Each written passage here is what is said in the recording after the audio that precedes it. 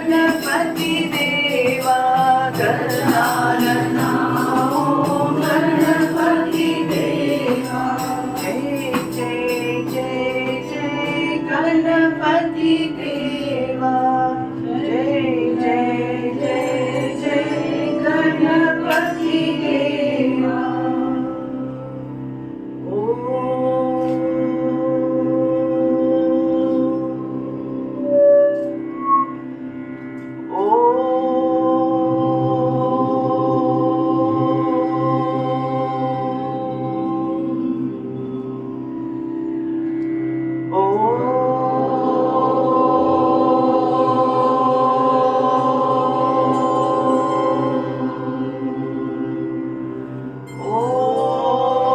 Sahana Bhavatu Sahano Bhunaktu Saha Veeryam Karavavahai Tejasvinavaditamastu ma vidvishavahai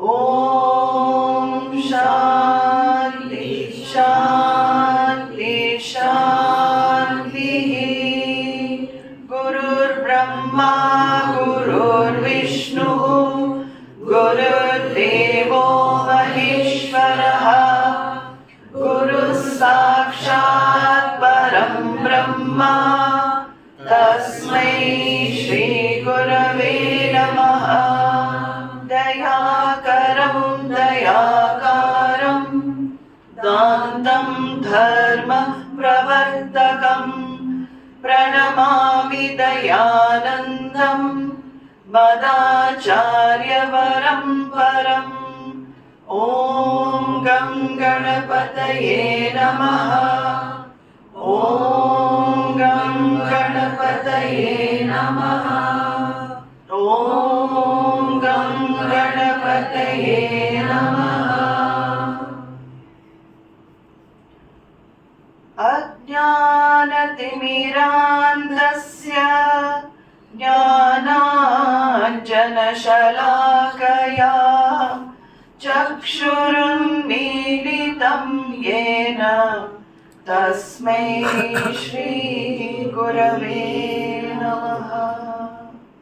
Whatever situation God has placed you in, it is best for your evolution. So we're going to discuss this, whatever situation. There is a story that came to my mind when I thought of this topic. So Bhagavan obviously wants me to share that story. Some of you may have heard it before, but it's called the Who Knows story. So there was this farmer, very, very hard-working farmer, and he had only one horse. He had no wife, his wife had passed away. The horse helped him in his fields, helped him on his farm, and it was a great source of help for the farmer. And one day, what happened? The horse ran off somewhere. Something scared the horse, it ran off. And just as in modern society as well, all the neighbors, villagers came to see him. Oh, you poor thing, such bad luck. We're very sorry. We're very sorry to, see that this horse has run off. What will you do now? He said, good luck, bad luck, who knows? That was his response. So the other farmers, villagers thought he's very weird, strange. This is not very pleasant what has happened. Very strange his response. So they left him. They said he's a bit strange, he's a weird person. A few days after, this horse he saw running back to him with 5 more horses, wild horses. So it picked up 5 more on the way, came back to him, came back to the farm, and he had 5 horses to help this, run his farm. So all the neighbors, when they saw this, they all came back again and said, what good luck! Your horses brought back 5 horses. He had the same response. Good luck, bad luck, who knows? Then his son had come to visit. Son had also said, I will help you, Papa, on the farm, I will help you. And he was trying to ride one of the horses and it threw him off and he broke his leg. So again, unpleasant situation, nobody wants it to happen. All the neighbors, of course, they're always watching each other. So they come and say, oh, bad luck, what bad luck, your son came, he came to help you, but no, this has happened to him. And he had the same response, good luck, bad luck, who knows.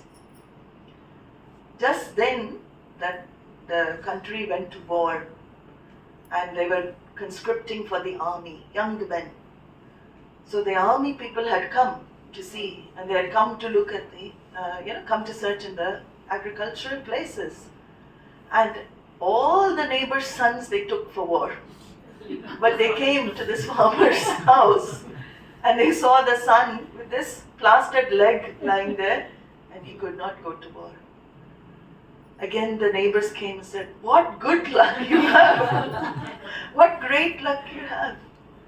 And again he remained the same because he did not judge any situation. It's a very beautiful story to show that whatever happens, happens for the good. This topic is that we don't know many things that are going to come into our lives. In fact, we don't know anything that's going to come for us. Let's not even say many.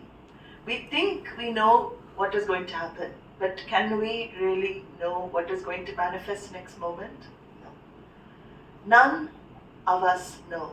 Even if you are some psychic or you're Jyotisha, you read all this, nobody can accurately predict everything that is going to happen. Why? When you haven't got power over what is going to happen in your life, there must be some higher power that decides. It's logical to understand that. Then what decides what happens to each person? What decides what manifests for each person in their lives? That order that decides what manifests for us, we call God. We call Ishvara, we call Bhagavan, we give many names, Ganesha, Shiva, Parvati. So many different forms and names are there.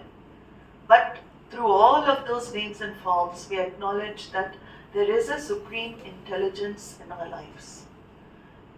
Situations in our lives are unfolding on a day-to-day basis, and they're unfolding according to some order. Now you can also ask, people also say, why I have done so much good, but why God is giving me this? God is giving me this very, very difficult situation, very bad, but I've always been good in my life. So you are attributing likes and dislikes to Ishvara. Ishvara, you are saying he has likes and dislikes. No, I like this individual, I'll give only good karma for them. I don't like this person, I will give bad karma for them. If Bhagavan has likes and dislikes like us, then he is also limited like any individual, right? So Bhagavan does not have any likes or dislikes. He has an impartial order. This is what our Shastras, our texts reveal. There is an impartial order that pervades this whole universe. And that order is called order of karma. That order is also based on the order of dharma. That order of dharma and karma, they go together. Dharma means the choice, my mark of a choice in life. How do I do activities in life? Dharma is ethical values, universal values, and every human being knows them intrinsically. You don't need to go to a school to learn values.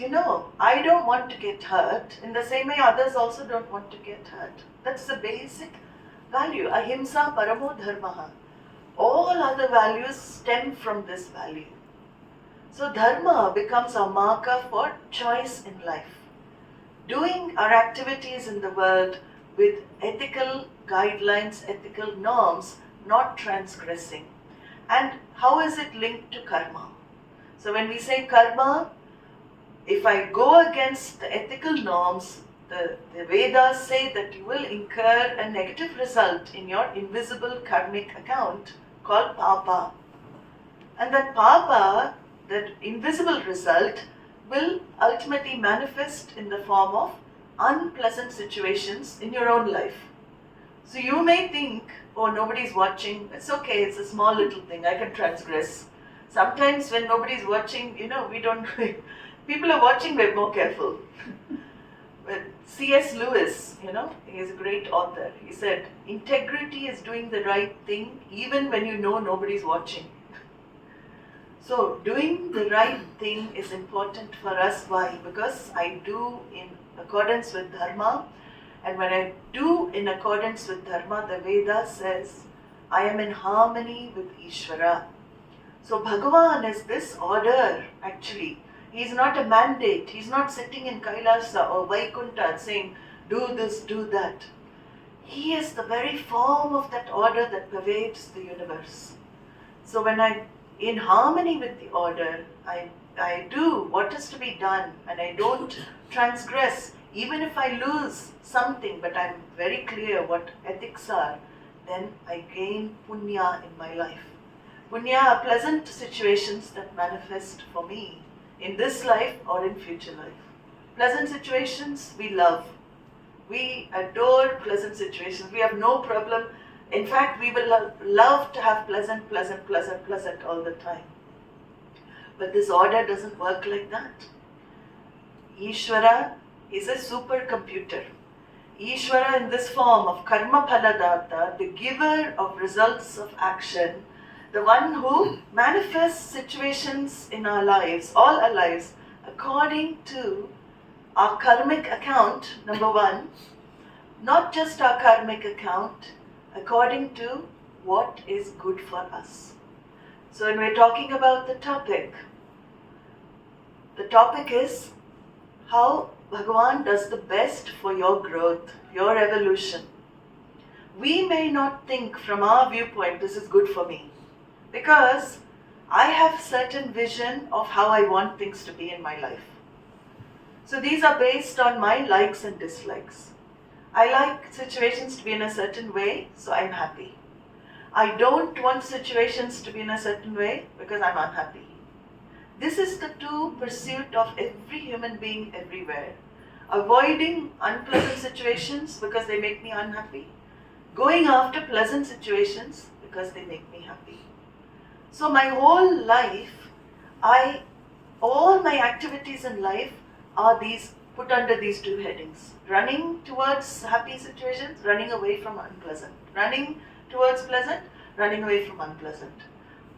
And what Bhagavan says, what our Shastra says is that this running towards and running away is what we call samsara. As long as you continue living, running towards, running away without understanding what is going on, you will be trapped in that cycle of samsara, recycled, running towards, running away all the life, and all the life will be taken away in this, then one life gone, then next birth. Same thing you're doing, running towards, running away, right? It doesn't matter, you may not be born in Delhi, may be born somewhere in Florida, or you may be born in Australia. You can come in any form, name or form, but the same pursuit will be there, running towards, running away, running towards, running away. Then one more life gone, one big. That is how Shastra says we've spent so many millions of lives like this, and we have not understood what we are here really for. So what Bhagavan here in this, what I wanted to say is that whole life, in our lives, our situations can produce 4 types of results. We can get equal to what we want, which we have no issue with. We can get more than what we want, which we love. Like, if suppose at work, your boss calls you in, and you're expecting a promotion. You're expecting a promotion, everybody in the office is also saying, you are up for the promotion, you're the one. And the boss calls you in and says, I'm going to give you that promotion, equal to what you want. Or another scenario, you're expecting the promotion, boss calls you and says, You are an amazing employee. You are fantastic. I don't think the role, this promotion is good enough for you. I'm going to promote you even higher than this. So you get much more than you want. You didn't expect that. These two results we have no problem with, right? But there are other two results of our actions that can come. Boss calls you in and says, I'm very sorry, I know everybody is expecting you to get it, but I think, your colleague there is doing a better job. I'm going to give it to him. Less than what you want, right? And then the final outcome you could have, boss calls you in and saying, you're fired. Sorry, you're not up to standard, you're fired. Now the last two, we have a lot of problems with. We can manage the other two, but in life, everything fits around these four outcomes. Many of you are teachers, you talk about outcomes. So all our results of actions are under four outcomes. These are the four, you can't get more than this. And we can't bear the last two outcomes. We're not able to stand. Why? Because it doesn't match what I want in life. It doesn't match what I feel is good for me. And this is where the contradiction comes. What I feel is good for me, what I feel is best for me, versus what Bhagavan feels is good for me. What Bhagavan feels is best for me. Who is going to win the battle? Bhagavan. He always wins. He always wins. We don't recognize that. We are fighting losing battle. Because he knows the past, present, future of every single individual. I do not know my past, present, future. I only see this much narrow, tunnel vision. We call it narrow tunnel vision. I only see this much. And what I feel is going to be very good for me may not be good for me in the long run. Like this farmer story. Even the unpleasant turn to pleasant. The pleasant turn to unpleasant. This is the law of life. Pleasant becomes unpleasant. Unpleasant becomes pleasant. Everybody's life is like that. Sometimes the most unpleasant situations can turn out to be blessing in disguise in future. But I don't trust that. When I go through the challenges, when I go through obstacles, I blame Bhagavan. I can't see that what is happening is good for me. I don't trust that order that is Ishvara. It is a natural reaction. I call it allergic reaction to Ishvara. We have allergic reaction to what is allergic reaction to Bhagavan.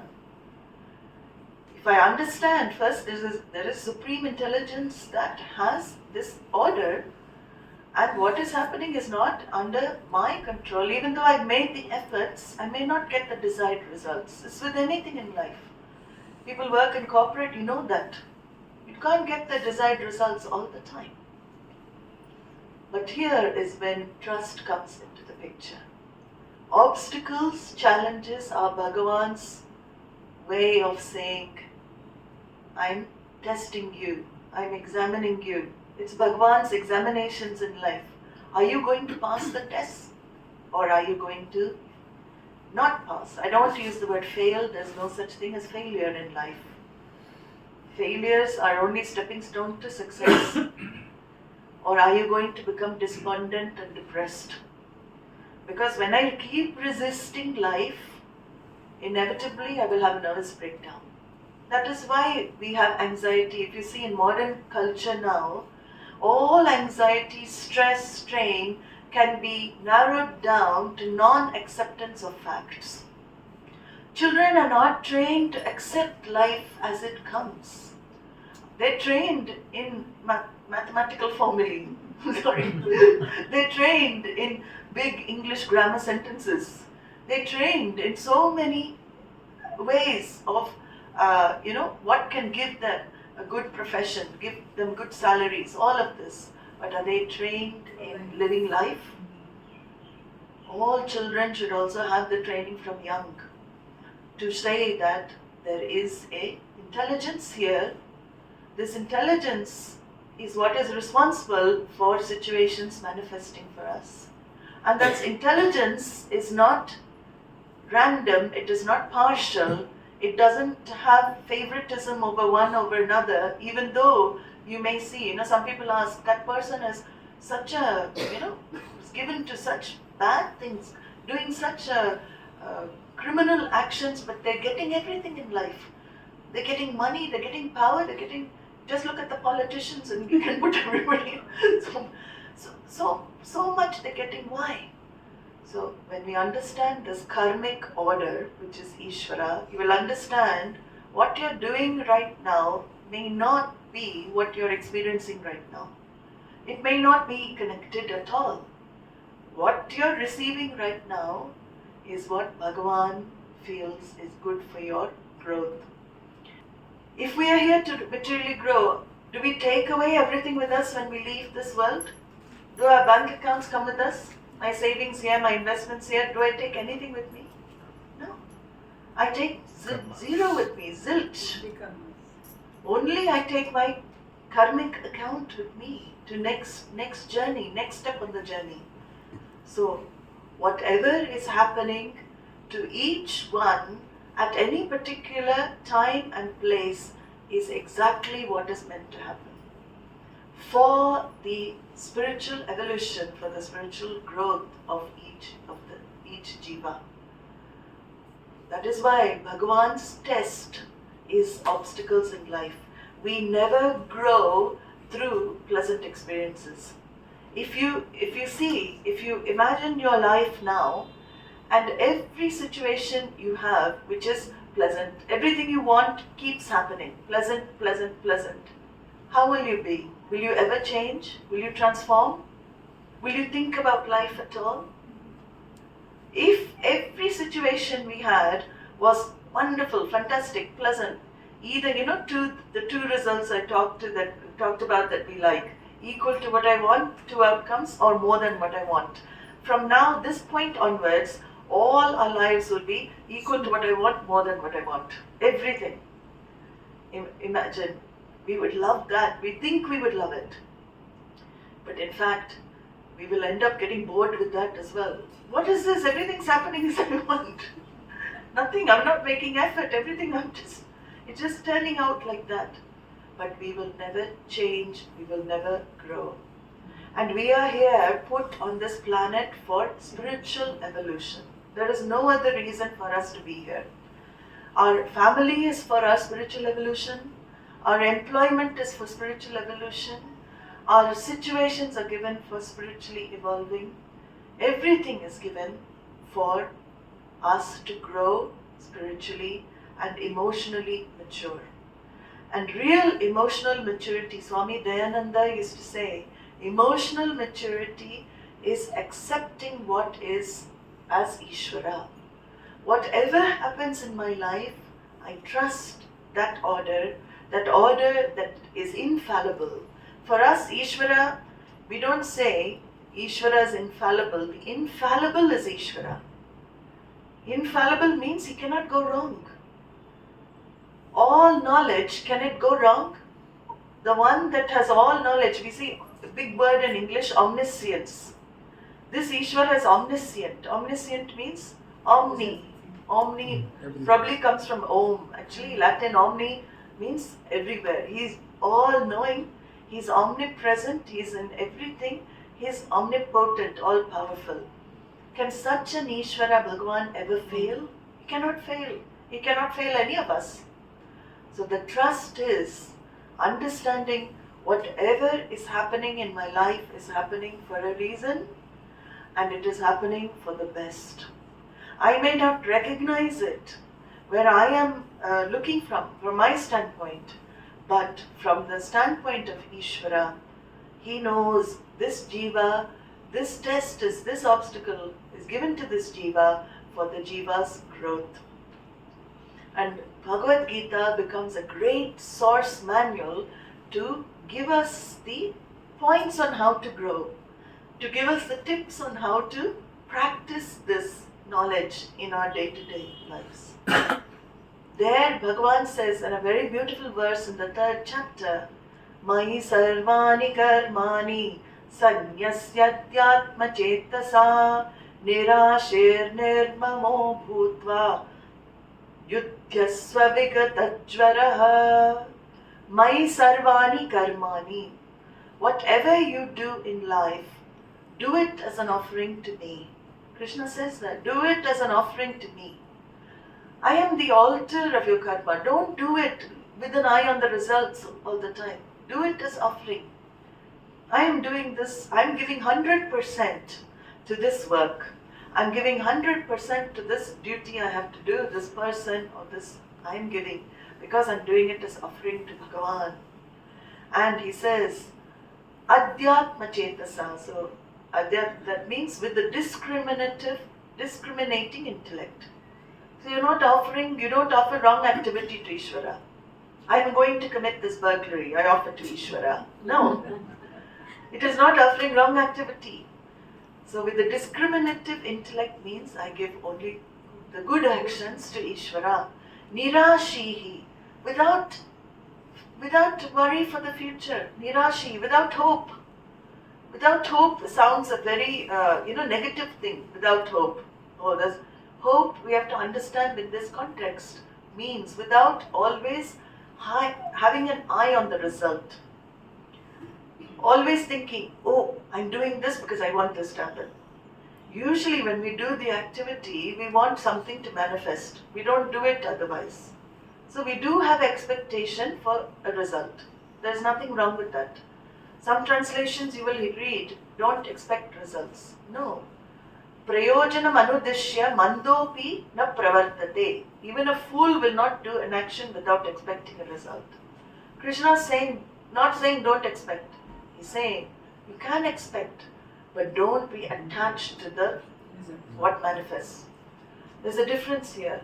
Don't be attached to that expectation. Because when you're attached to your expectation, disappointment. It always comes. Expectation, disappointment. Expectation, disappointment. So he gives the training here, he gives the guidance here to not be attached to our expectations. So have the expectation, but he says, know that I am the giver of results. I may give you now, I may not give you. If you pray, sometimes intense prayer can produce results. But even then, do you know that is good for you? Bhagavan, we say Bhagavan melts, he gives the boon. You pray, he gives the boon. Like even, Markandeya, that's one story. They're praying so hard, they want child. But he gives a child, but then he gives a clause. He can live for 16 years or 100 years and he's a Dumbo. Or he can live 16 years, but he will be intelligent and devoted. What a thing. After praying so much to have a child, the Prarabdha has given this option. So, which shows what they have to go through that karma anyway. We can keep praying. There's nothing wrong with prayer. Because sometimes, prayer is our way of expressing helplessness. If you look at any form of prayer, it is because I can't control the situation. So I pray because I want to control the situation. And I go to the one who I know controls the situation. So there's nothing wrong with praying. We do pray as human beings. But ultimately, even prayer for a karma yogi starts resolving. Why? Because when you're so relaxed in the order, when you know whatever Ishvara is doing is for my best, I don't even need to pray. Even prayer, the pressure to express helplessness, it goes away because there is so much trust, total trust. And in total trust, there is total relaxation. In total relaxation, there is peace. In peace, you have this contentment with life. Whatever life gives me, I know, I trust, and however unpleasant it is, I'm going to go through it because it is for my best. Bhagavan knows what is best for each individual. So, in our, Nirashihi, Bhagavan says there, don't keep having this attachment to expecting. Nirmama. Nirmama is the second word he says. Don't think mine. Nirmama is go beyond this mine. This is what I deserve. This is mine. Nirmama. Don't have this, I did this, so I should get this. No. Bhagavan is working through me. Again, another way of expressing humility. Can I move my fingers without grace of consciousness? I cannot move without grace of Ishvara. Everything is grace alone working through the physical form. So even my offering to Ishvara is grace alone. So Nirmama, he says, Nirmama, it's not mine. It is all yours, O Lord. And Yuddhyasva Vigatajvaraha. He's telling Arjuna, Yuddhasva literally means fight. But for whole of humanity, it means face your challenge. Get up. Don't succumb to depression and dejection because things don't go your way. Don't worry about the future. Because sometimes we don't even do something because we're worried about the outcome. We don't even do an action because mind already projects it's going to happen like this. So then I don't do anything. No, better not to do. So whole life is, spent in fear. Fear of outcomes. That's why Bhagavan says, Nirashihi, don't fear the outcome. Because if you trust me, I'm going to give you the best outcome. You may not feel it is the best, but it's going to be the best for you in the long term. So Nirashihi, Nirmama, Yuddhyasva Vigatajvaraha, he says, get up and fight without fever. Vigatajvaraha means without this anxiety, without stress. Do your duty, do your work, do everything in life without that stress in your life. The only way we can be stress-free is to understand what Ishvara is. There is no other way to be stress-free in life. When we understand Bhagavan, we understand the order that he is, then all anxiety, stress, everything just melts into oblivion. There is nothing for us to worry about. 100% Ishvara, whatever he does for the good. In the last time I talked, I had said that look back and thank Lord. Look forward and trust the Lord. Look around and serve the Lord. Look within and discover the Lord. These 4 lines are really to always, remember. Look forward. When you look forward, trust. Trust the order. Whatever situation you're placed in, it is going to be the best for you. And that is what we call non-resistance to facts. In Vedānta we say, don't resist Ishvara, means you don't resist facts. Facts are things that you can't change in your life. Some things you can change. So we don't have to, this acceptance, some people may get the idea that everything that comes I have to take. No, if you can make a change and you feel you're able to make a change, some situations we have the power to change. So what is being discussed here is that the situations that we cannot change. So the situations have to be qualified that you're placed in, that you cannot change. Accept them as Ishvara's order and keep doing what is to be done. Don't forget your role in life. Don't forget your duties in life. Keep doing whatever the outcome. Leave it to Bhagavan. He knows when to give, what to give, to whom to give, where to give. He knows everything. So this is called, again, evolution. Why does this link with spiritual evolution? Because in spiritual life, evolution is measured by how much we have diluted our likes and dislikes. So when we say spiritual evolution, we talk about raga and dvesha. That's another topic that Krishna will introduce in the Bhagavad Gita. Ragas are binding likes, dvesha binding dislikes. That binding nature means your happiness is dependent on things going the way you like, and things, the things that don't go the way you like, you want to get rid of. So your happiness is dependent on external circumstances. That is called binding. So spiritual evolution, Krishna says very clearly in the Gita, these two are the enemies of the human mind, raga and dvesha, paripantino. They can destroy the thinking of a person. So the whole of Gita, the practice of karma yoga lifestyle, the acceptance of facts, the living in harmony with Ishvara, is for you to dilute the likes and dislikes. And when you dilute your likes and dislikes, what happens to the mind? It becomes calm, it becomes peaceful. And is that peaceful, calm mind the end in spiritual practice? No. The spiritual, that is only the beginning. Even to gain that is a big thing. So that practice of karma yoga, that getting the quiet mind, that calm mind, is just the beginning of the journey of self-discovery. With that calm mind, which is not disturbed by externals, with that calm mind, if I do Shravanam, listening to the words of Vedānta, Mananam, clearing the doubts, Nididhyasanam, contemplation, the Shastra says self-realization, self-discovery will definitely come to that person.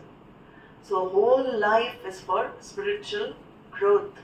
But even if we are, spiritual discovery, all of that, if we're not, got our eye on that moksha, that goal, even living a life of karma yoga can reduce so much anxiety and stress. So even that very practice of living as offering my actions to Ishvara, receiving the results as prasada, all of that is going to help me discover peace and calm in life. You can all repeat the refrain with me. This is for Devi.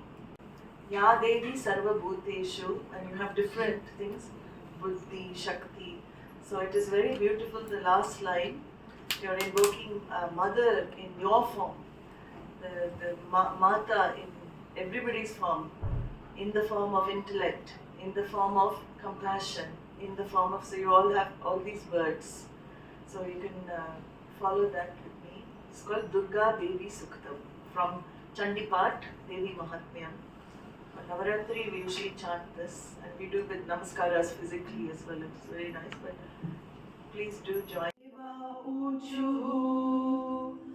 Namo Devye Mahadevye Shivaye Satatam Namaha Namah Prakrityai Bhadraye Niyatav Praratasmatam Raudraye Namo Nityaye Gaurye Datre Namo Namaha Jyotsnaye Chendurupinye Sukhaye Satatam Namaha Kalyanye Pranatam Vridhye Siddhye Kurmo Namo Namaha Nairitye Bhuvritam Lakshmye Sharvanye Te Namo Namaha Durgaye Durgaparaye Saraye Sarvakarinyai Khyate Tadaiva Krishnaye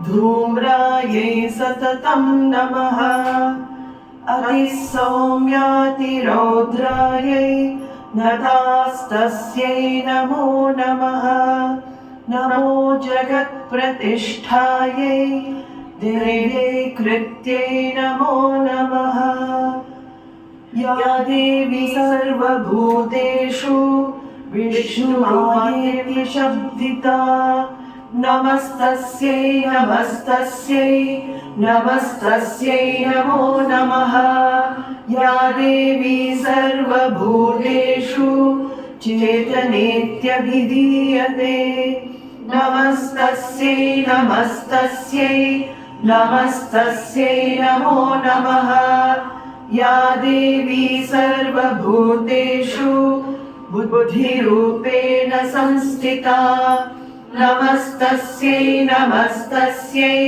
Namastasyai Namo Namaha Ya Devi Sarva Bhuteshu Nidra Rupena Samstita Namastasyai Namastasyai Namastasyai Namo Namaha Ya Devi Sarva Bhuteshu Kshupta Rupena Samstita नमस्तस्यै नमस्तस्यै नमस्तस्यै नमो नमः। या देवी सर्वभूतेषु छायारूपेण संस्थिता नमस्तस्यै नमस्तस्यै नमस्तस्यै नमो नमः। या देवी सर्वभूतेषु शक्तिरूपेण संस्थिता नमस्तस्यै नमस्तस्यै नमस्तस्यै नमो नमः। या देवी सर्वभूतेषु तृष्णारूपेण संस्थिता नमस्तस्यै नमस्तस्यै नमस्तस्यै नमो नमः। या देवी सर्वभूतेषु क्षान्तिरूपेण संस्थिता नमस्तस्यै नमस्तस्यै नमस्तस्यै नमो नमः। या देवी सर्वभूतेषु ज्योतिरूपेण संस्थिता नमस्तस्यै नमस्तस्यै नमस्तस्यै नमो नमः। या देवी सर्वभूतेषु लज्जारूपेण संस्थिता नमस्तस्यै नमस्तस्यै नमस्तस्यै नमो नमः।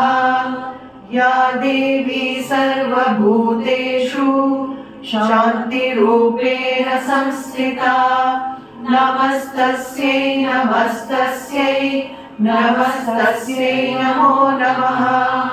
या देवी सर्वभूतेषु श्रद्धारूपेण संस्थिता नमस्तस्यै नमस्तस्यै नमस्तस्यै नमो नमः।